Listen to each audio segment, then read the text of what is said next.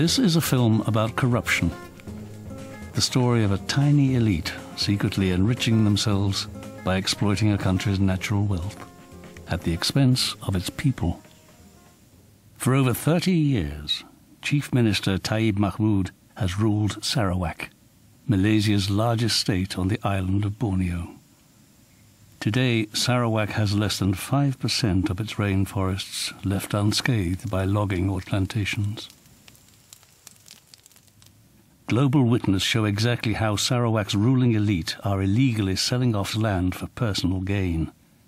Taib is seeking new international investors under the pretext of developing the state. Many fear this money will be siphoned off into private bank accounts controlled by the ruling family. Posing as investors, Global Witness went undercover in Sarawak to find out how business is done and where the money goes.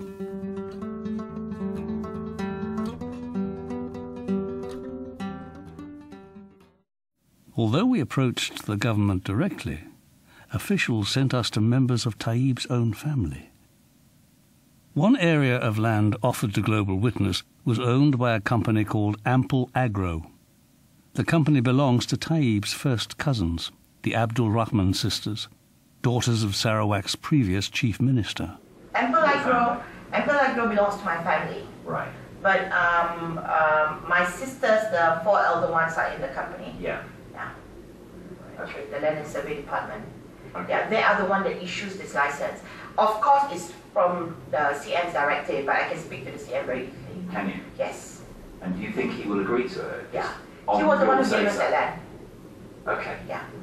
He's my cousin. So. His family? Yeah. His mother and my father are sisters and brothers, siblings. Oh, okay. Yeah. Okay, So he's my first cousin, so it's quite easy. Actually, there are 8 of us, 8 girls in the family. Yeah. So we're splitting all the companies among 8 sisters. So that's why I wanted to introduce you to my elder sister. And she's Nolia. Nolia. Okay. Yeah. But you know is she the MP for Tanjung Maris? Nora is the MP. Nora, okay. Who's Nolia? Nolia is the eldest. Okay. She's the one that's looking after the constituency for my sister. You're proposing basically Ample Agro, which is your company, okay, sell your company rather than the land, and your company owns the land. Yes, I bought the company as a shell company for this land. Buying Ample Agro meant we would acquire 5,000 hectares of forest to clear for palm oil. The land is home to many indigenous communities, some living in the area for more than a century. Owners of Ample Agro include the MP for Tanjung Manis, Nora Abdul Rahman. Another joint owner is the sister-in-law of Malaysia's Prime Minister, Khadijah Abdul Rahman. To sort out the deal, the sisters put us in touch with their lawyer, Alvin Chong. Alvin represents the state government and many prominent companies with close links to Taib's family. They are daughters of the former Chief Minister of Sarawak. You are talking to people of substance, people who have assets in their hands, okay? Now, asking price. Okay. What are you asking for it? 4,000 per hectare? Per acre, sorry. Per hectare. 4,000 per acre. Okay. This sale price would pocket the sisters a $16 million profit on land given to them by the Chief Minister in 2010 for a token sum of just $300,000. This is just the tip of the iceberg.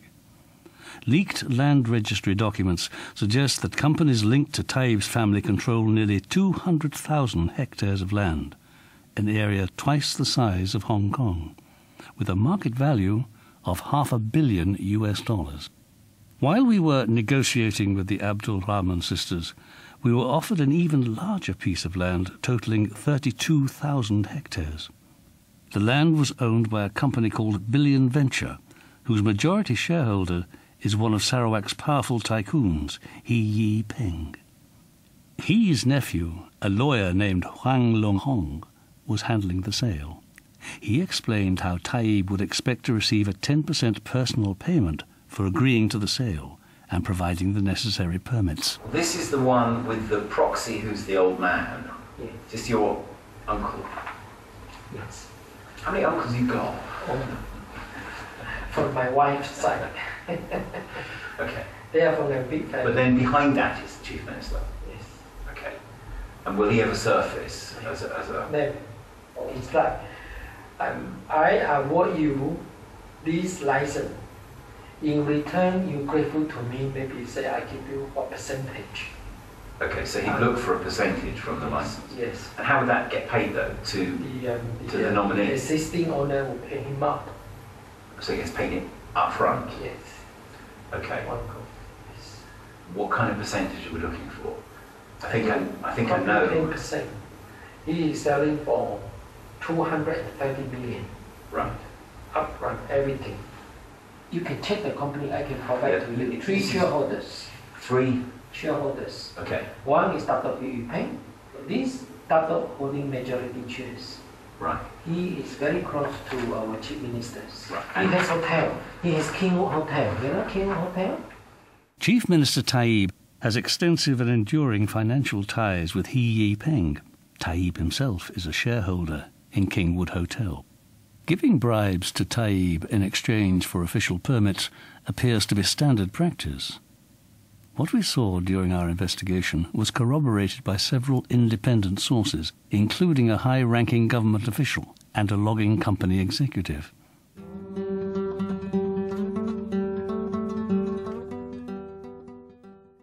The company's based here.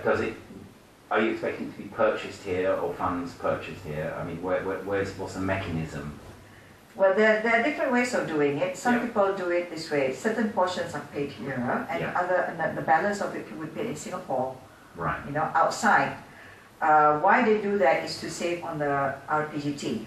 Yeah. Because any land-based company, Sorry, what's RPGT? real property gains tax. So in order to save on the RPGT, only a certain portion is paid here and the other portion is paid. Okay, so and you pay would the be 10% on the portion paid here? Yes, and the one that's paid outside, you don't get tax. Because you don't declare that. The proposed payment is illegal, punishable by up to 3 years in prison. Now, have you done, I mean, it's fairly standard doing it through Singapore. Yes. Okay. You will have to do 2 sets of agreement. One in One Singapore. from here and one to cover. It's done here. Both agreements are done here. Okay. But the other one specifies the full amount where the details are spelled out. Okay. Whilst the ones here is only just for the portion that's here.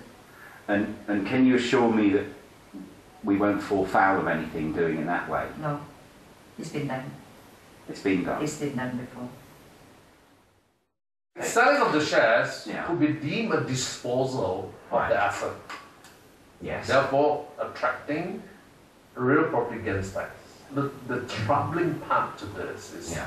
it's going to be a huge RPGT, all right? She said we need to do effectively a duplicate transaction, one for here, for submission here, and then another one. Which is a nominal value, A nominal value. and one, the substantial value, is Yeah. offshore. This deal shows how money due to the state is stolen and hidden overseas. Malaysia has the world's 3rd largest flow of capital flight, losing the country an estimated $285 billion between 2001 and 2010. A great deal of this money is rumoured to flow through private bank accounts in Singapore. Everybody so far we've spoken to prefers Singapore. Yes, for some very obvious reasons. Now, is there no communication between Singapore and here? That's why we choose Singapore. The Singapore government, Most important, you know. the Singapore government has a China wall, and they will not Firewall. Yeah. They will not tell the Malaysian government not. Is that because the Malaysian government don't ask them They ask and they've been turned down. and they get told turned down? Yeah. Sorry, it's none of your business. They are the new Switzerland. Jurisdiction by choice for people like us. We operate Singapore accounts too, You can. both personal and corporate entities. In addition to tax evasion, Alvin also suggests a method to give foreign investors total control of companies, in violation of Malaysian law. Let me highlight something to you first. Okay. Before you and your client Yeah. or even going to talk specific terms, Yeah. you have to overcome one major hurdle. How are you going to manage the 51%? 51% of the shareholding must be held by Malaysian citizens. I can put into place a mechanism to control the local shareholding. We create a lending situation where your foreign party advance money to them, whatever million, and in turn their shares is charged as security. Okay, that's interesting. Yeah. Okay, that's interesting. To your party, so your party holds the original share certificates. They have a lien over it. They have a charge over it. How enforceable is that charge? Oh, very enforceable. Now, should we call this person effectively a kind of nominee, really?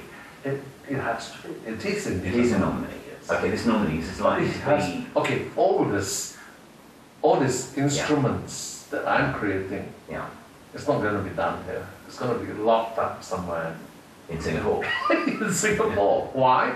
Because the local law says that the local shareholders have to declare that they are not holding the shares on trust.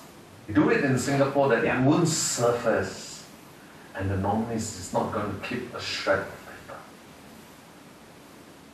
I think your ideas for nominees or proxies or whatever is very attractive. Well, I think it's very practical. It's very thought through. Oh, it is. I put it to use many a times.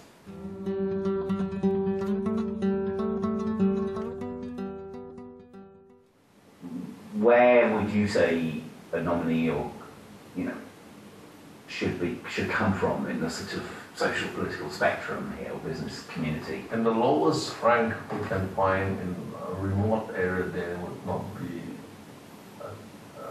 distracted by clever advices. What I normally do is to tell you some trade secrets as such, is that we find some guys who they're villages or whatever, sign up all this stuff to us.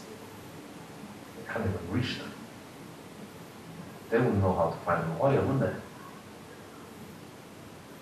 I suppose it solves some of the problems in terms of It's cheap, it's really cheap. Can you imagine the villager comes to town and you say, I'm giving you 10,000 bucks. My God. Yeah. Okay. He's going back to the village, he'll be the one-eyed man who's king in the land of the blind, Taib's inner circle repeatedly expressed a sense of personal entitlement to Sarawak's land and resources, and showed contempt for its indigenous people. What we had was a state land, okay?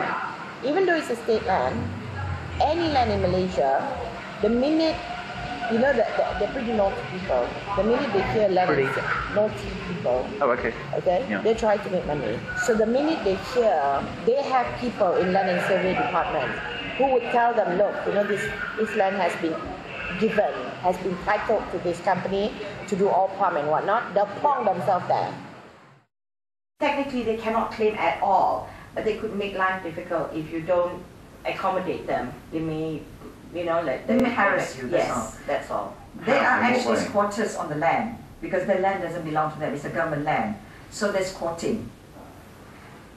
Now that you've been out, like in the Styrian Hall, they're very, very poor, and when leaders come, they look at leaders like they're kings, and they always expect some handouts and things like that, And, I'm not making any excuses or whatever, but, if you look at the good that he's done for the state, it outweighs all the things that people have said about him.